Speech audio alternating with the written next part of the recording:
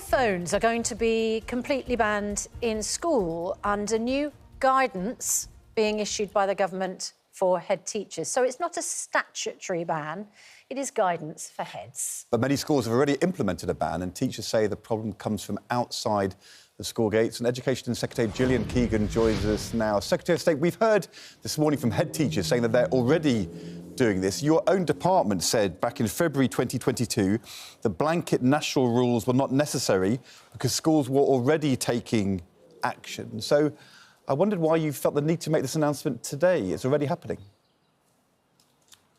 Oh, good morning, Ed. Well, I actually announced it in October. But what we found is, first of all, it wasn't consistent across schools. And actually, the data we have shows that about half schools did not implement a policy. And even in those where we did have a banning of mobile phones, it wasn't consistent. So some were allowing them in the break times, in the lunch times, etc. So we asked head teachers, actually, I said to them, would it be useful if we just said, you know, to be consistent, we will put out guidance which says we'll prohibit the use of mobile phones in school all the way through the school day to reset that social norm. And I think that will be welcomed by parents and also by those head teachers that haven't fully implemented a ban or you know, need this support to empower them to implement a ban. And how does this change things? I mean, it's reported that some head teachers think they are not allowed to search children if they believe they're concealing a mobile phone on their person. Is that true? And does this new guidance change that? They do have the powers to search, to confiscate already. So it just basically clears up that this is acceptable. There's different ways you can implement the policy. Some will implement it by having lockers. Some will hand the phones over on the way in. Some will use the little pouches, and some will ensure that children keep the phone in the bag, and if it's seen out of the bag, they'll have it confiscated, etc. So, you know, schools are very used to you know, putting behaviour policies in place and making sure that they have the correct means to deal with that. And we also have behaviour hubs that are helping those schools that do struggle with it as well. But this guidance is just one more step to say it's a social norm that schools that are mobile phones will not be in our schools, because we do know they're a distraction. We do know they interfere with education and performance outcomes, and there is also bullying that can take place within the school time as well. And we want children to be there socialising, making friends, creating those relationships, not sat there on their mobile phones.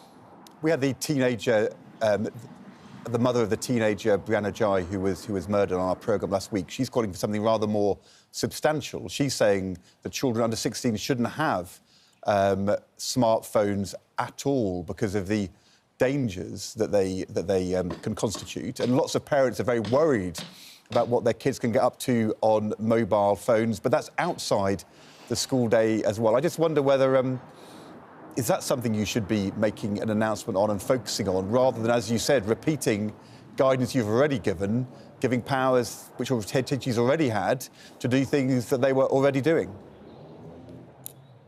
Well, we haven't already given this guidance. We just thought that it was happening.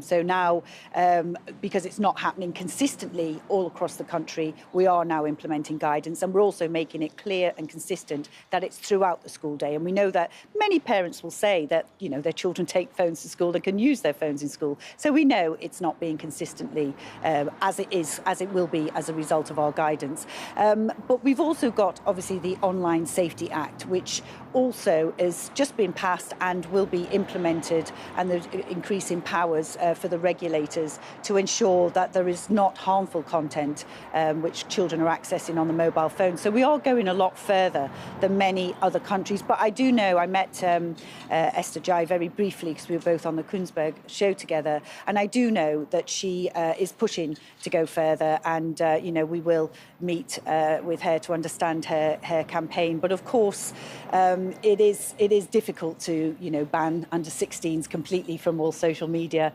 And there are some good that come out of phones as well. You know, clearly from a safety perspective, many parents find them very comforting that they can see where their child is. And of course, you've got knowledge at your fingertips, you've got maps, you've got all kinds of things which are very useful as well.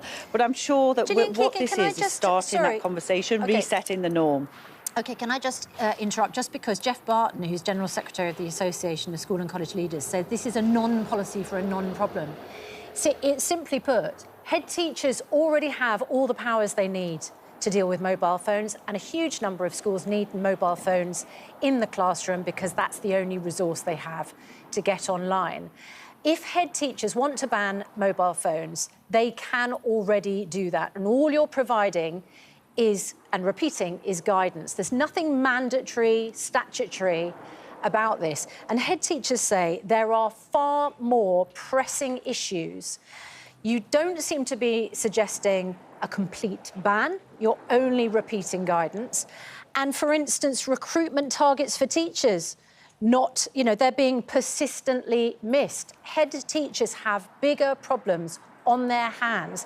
They don't need you repeating guidance ad nauseam on something they can already do. Just to be clear, Susanna, we're not repeating guidance. The guidance, this will be the first time we've issued guidance, but we do know that many schools do have mobile phone bans in place, but they're not consistent, and they are allowing phone use in break times, in lunch times, etc. So it is a change, and it is empowering. And I asked head teachers, I'm here to help head teachers, not to do things that don't make a difference to them. And I asked them, would this empower them? And they said this would empower them. We expect schools to follow our guidance. We issue a lot of guidance, and we expect schools to follow our guidance. And they do follow our guidance. We know that they do. And if they don't? In terms of don't? other things that are ongoing. If they don't ban phones in schools, what happens to them? They do follow our guidance. In fact, they wait for our guidance because it empowers them. They want to get phones out of school. And if they don't follow your guidance, what are the consequences? It helps with concentration, it helps with performance. We have seen this, we've now seen, there's plenty of evidence.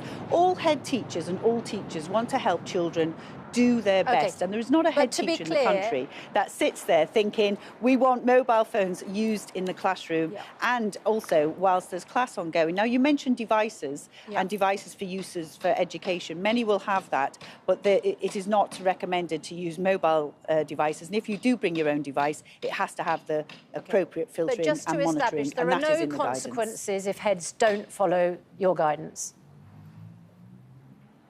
Well, I mean, we have guidance, and we issue that as the Secretary of State for Education, as the Department for Education. Schools welcome our guidance. We recently issued gender questioning guidance. They'd been waiting for that. There's a number of different guidance that schools are asking for that we deliver because it's helpful to them to be able to navigate what is a difficult situation.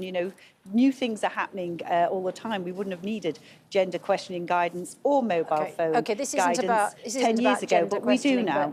All right. Thanks very much indeed, Thank you, Gillian Keegan.